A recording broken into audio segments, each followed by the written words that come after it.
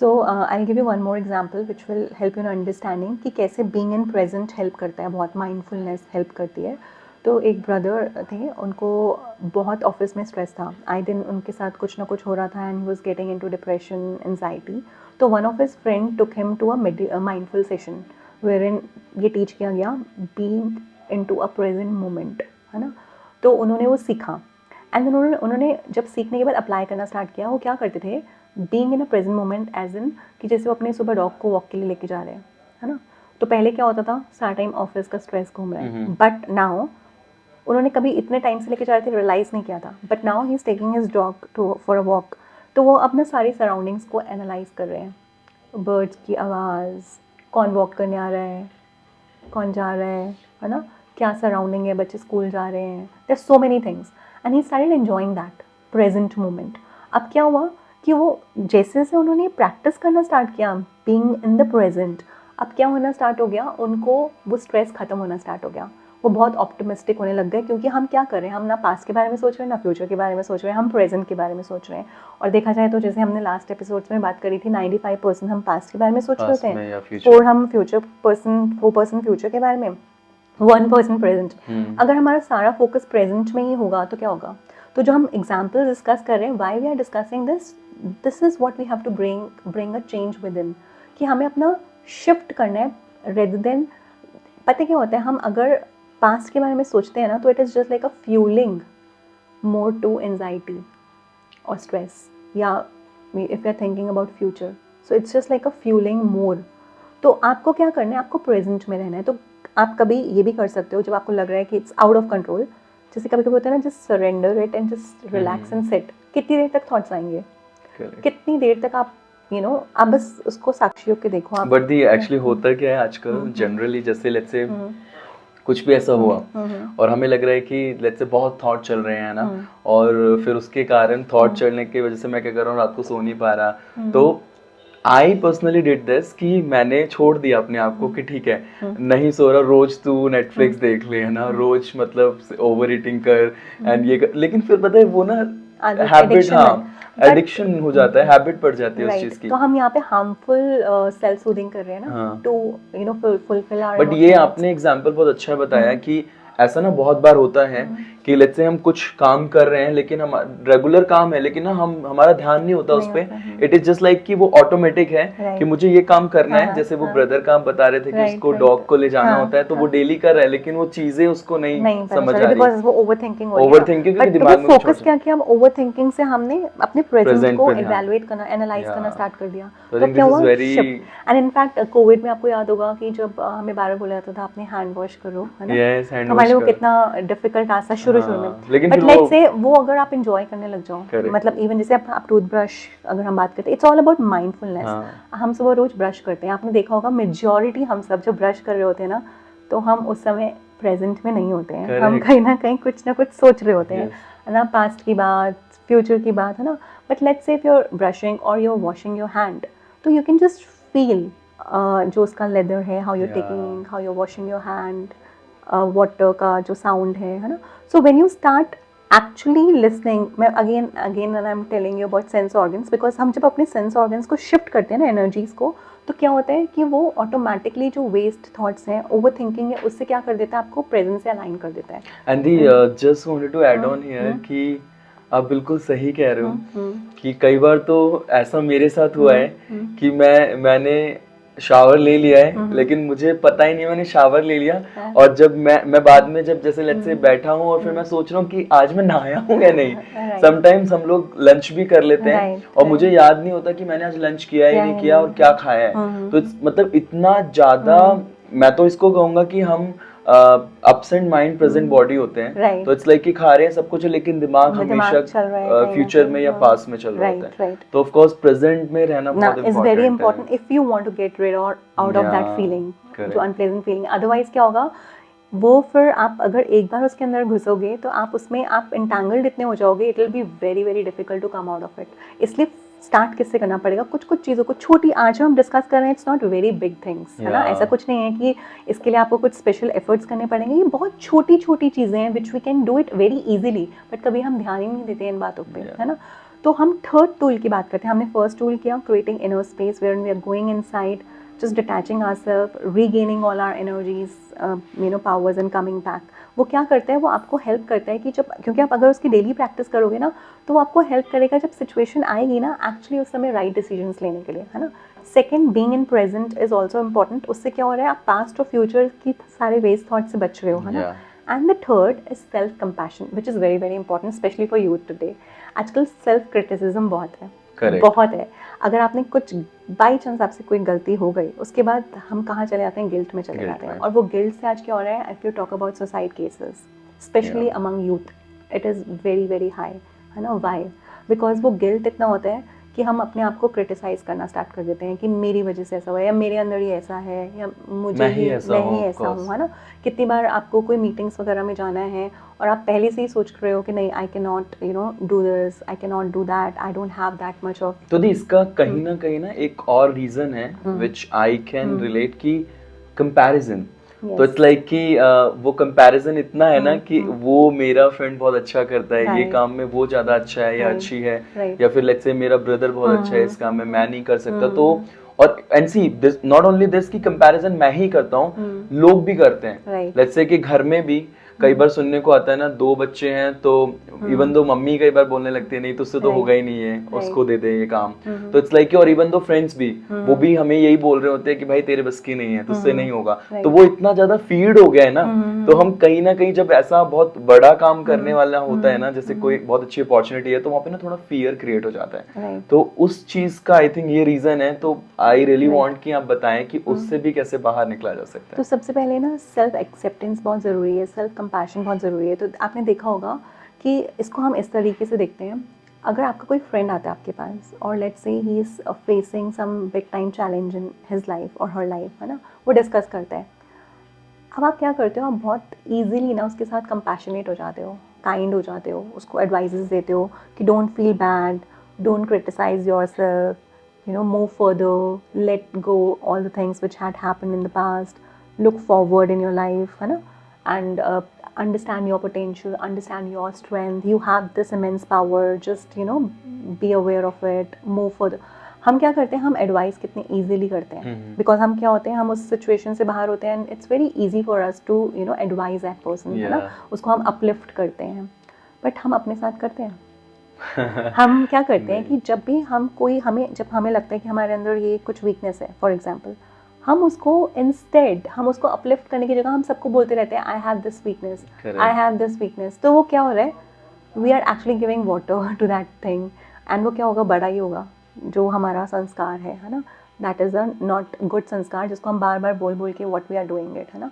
तो what we have to do is, हमें उस समय जैसे हम दूसरों को हम काउंसलिंग करते हैं ना, उस समय हमें सेल्फ काउंसलिंग की ज़रूरत है. तो सेल्फ कंपैशनेट और सेल्फ एक्सेप्टिंग अगर हम बात करें, तो उसके लिए हमें क्या करना पड़ेगा, रोज़ हमें एक्सेप्ट करना पड़ेगा. एंड रही बात कंपैरिजन की, जो आपने मुझसे बोला comparison, this is what we have to bring change in the world, because comparison से where we are heading, there is no, if you can just see the repercussion, what is happening, if we all are in rat race and nothing else. So we have to shift our thinking to in a positive direction by accepting ourselves. जो हमारी strength है, weaknesses है, उस पर work करें हम, और जो weakness strength है और जो potential है उस पर work करें, और जो weaknesses है उसको हम stop talking about them, और अपने आप की काउंसलिंग करें, अपने आप को कंपैशनेट फील कराएं कि yes we can do it, है ना. तो वो क्या होगा, ईजी हो जाएगा बहुत. और आप देखना, जिस दिन आप अपने आप को एक्सेप्ट करते हो ना, यूनिवर्स भी सिंक हो जाता है ना, क्योंकि आप पॉजिटिव डायरेक्शन में होते हो, है ना. तो आप जब अगर फॉर एग्जांपल आपकी लाइफ में कोई प्रॉब्लम है और आपने पहले ही सोच लिया that I am powerful, no matter what I will take a victory on this situation, तो क्या होगा, everything will be in a sync. पर अगर एनर्जी क्रिएट हो जाती है and it will go in a right direction. But let's say if you are criticizing yourself, पता नहीं मैं कर पाऊंगा या नहीं कर पाऊंगा, पता नहीं हो पाएगा या नहीं हो पाएगा, वो बहुत ज्यादा हैवीनेस और फिर वो ऐसा है ही कि हो ही नहीं पाता वो, कहीं ना कहीं उसमें होगा भी तो कुछ गलत हो जाएगा, है ना. थोड़ा सा कहीं कुछ भी करने जा रहे हैं ना, तो वो थोड़ा फियर रहता है मन में, और फियर इन द सेंस कि फिर वो आप कर ही नहीं पाओगे. अच्छा, तो it actually it happens. Right. तो सेल्फ कंपैशन होना बहुत ज़रूरी है, तभी हम चीज़ों को कर सकते हैं. This is we call in other word self love. You know this is very very important. तभी कॉन्फिडेंस बूस्टअप होता है, तभी आप किसी चीज़ को अच्छे से कर पाते हो, बहुत ब्यूटीफुली कर पाते हो. अगर सेल्फ लव ही नहीं है तो क्या होगा? So you have to accept yourself. कभी कभी लोग आपने देखा होगा स्किन को लेकर भी बहुत यू नो कॉन्शियस रहते हैं. Let's say they are not they have a you know a wheatish complexion or a dark complexion. They don't feel comfortable in the society. But why? This is natural. You have to accept this. You know, and it is all about, you know, carrying yourself. You have seen people कुछ भी पहनते हैं and they are very confident, है ना? They can do if we talk about a superstar Ranveer Singh, है ना? वो कुछ भी पहनता है ना? But he has a confidence to carry. Why? It's not about clothes, it's about confidence. It's about how you feel comfortable in it. तो आज हम बहुत सारी चीज़ें अगर यूथ में देखें ना, तो स्किन को लेकर, ठीक है, एंड स्टडीज़ को लेकर, ठीक है, आजकल जो स्टेटस सिंबल है, मेरे पास ये नहीं है, उसके पास ये है ना, I don't have car, I don't have iPhone, I don't have this. तो why to, you have to accept the fact. लेकिन ये ऐसा नहीं होता कि क्योंकि ये किस लिए है, because as I mention earlier कि कहीं ना कहीं हमें ना लोग, सोसाइटी वो फील करा रही है. लेट्स से कि जो बहुत हाई स्टैंडर्ड है तो वो एक फील कहीं ना कहीं करा देंगे that I have that law standard, right. तो कहीं ना वो हमें सोसाइटी से ही मिल रहा है, दोस्तों से ही मिल रहा है, लोगों से ही मिल रहा है, तो वो हमारे अंदर ना फीड होता जा रहा है, होता जा रहा है. लोग अगर हम देखें सोशल मीडिया पे तो इतनी सारी चीजें, लोग फिल्टर्स वाली फोटोज पोस्ट कर रहे हैं, there are lot of things, right. तो उससे हमें ऐसा लगता है कि मैं कहीं ना कहीं कम हूँ, and they are like you know showing something else which maybe it's not true, right? Might can happen, right? तो this is how, तो वो impact हमारे ऊपर पड़ता है. तो अब हमें वर्ल्ड को नहीं चेंज करना ना, we have to change ourselves. Self transformation की बात करें ना यहाँ पे, we are giving gift to ourselves that we have to make our energy positive no matter what, है ना. This is a role which I am playing. This is a role. If I'll be in awareness that this is one of my role, and I have to make sure that in spite of everything, I have to remain positive. I'll just give you a very, you know, beautiful approach to this, you know, thing. Have you ever heard of guest consciousness? Guest क्या होता है? Guest क्या करता है? Guest क्या करता है, I think उसको हमेशा रहता है that I will have to go home back. Right. तो वो गेस्ट क्या होता है कि गेस्ट कहीं पे भी जाते हैं ना तो वो बहुत जल्दी अटैच नहीं होता. Let's say if I am going foreign for higher studies and I know that after completing these studies I have to come back home, so I will stay there. I'll stay very positive with my family members. Let's say I'm staying with them, but at the same time I have a, you know, this thing is surety in my mind that one day I have to go back home, and when I'll come back home I'll be more happy, I'll be more excited that I'm going to meet my family, I'm going back home, है ना. तो वो उसने वहाँ पर रहकर, अगर मैं वहाँ पर रह रही हूँ तो मैं क्या कर रही हूँ, मैं चीज़ों से अटैच नहीं हो रही हूँ. This is a very divine and very very beautiful practice if we follow, that we all are playing a role here. So if we always remain in a guest consciousness that, you know, this is only one of the best role which I have to play, but I don't need to be attached to every scene. तो उससे क्या होगा? I'll not get influence.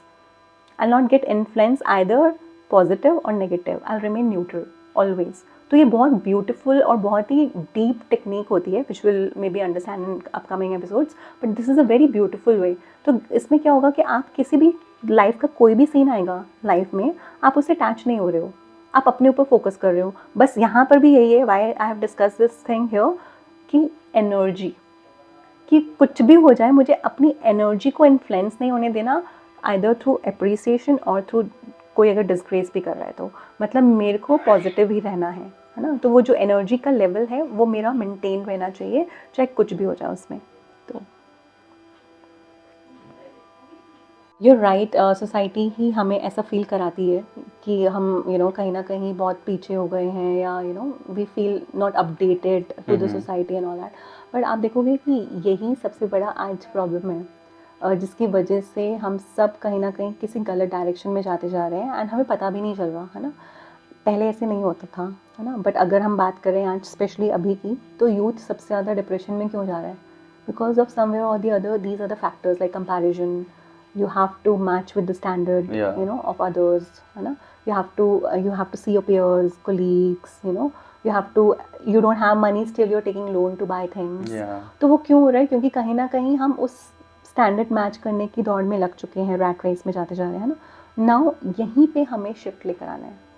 This is the only change we have to bring, that हमें वो चीज़ें करनी है जो कि हम अफोर्ड कर सकते हैं, जो कि नेचुरली हमारे पास है, हमें दिखाना नहीं है, शो ऑफ नहीं करना है। हम कितनी देर तक शो ऑफ कर सकते हैं, you know, it is very difficult. कितनी देर तक हम शो ऑफ कर सकते हैं अगर उसके रिपरकशन, हम एक तरफ लोन ले रहे हैं, हम सोसाइटी में तो दिखा रहे हैं that we are carrying iPhone, we are doing this and that, but at the same time if I don't have money back to refund, or to give back to my credit card, then what will happen?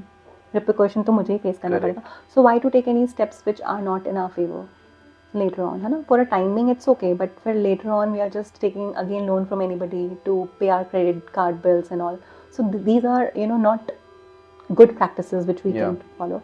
And now one more thing which we can understand, जब ये situations आती हैं life में, उसके लिए fourth tool आज जो हम बात करेंगे वो है detach and accept what is happening.